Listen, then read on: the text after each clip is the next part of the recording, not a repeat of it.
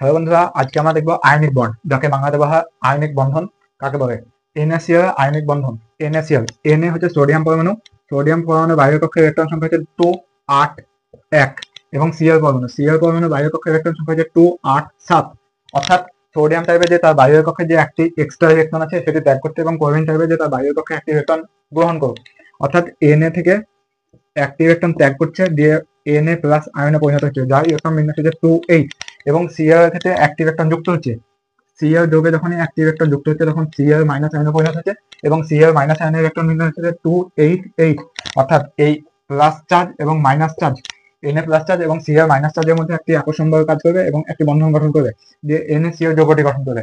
অর্থাৎ আয়নিক বন্ধন হচ্ছে যে পরমাণু বা পরমাণু গুচ্ছের মধ্যে আয়নের, অর্থাৎ ধনাত্মক বা ঋণাত্মক চার্জের মধ্যে একটি আকর্ষণ বল কাজ করে যে বন্ধন গঠন হয়, যে রাসায়নিক বন্ধন গঠন হয়, তাকে আয়নীয় বন্ধন বলা হয়। আয়নীয় বন্ধন কাকে বলে? একটি পজিটিভ চার্জ এবং একটি নেগেটিভ চার্জ যুক্ত আধানের মধ্যে যে রাসায়নিক বন্ধন গঠন হয় তাকে আয়নিক বন্ধন বলা হয়।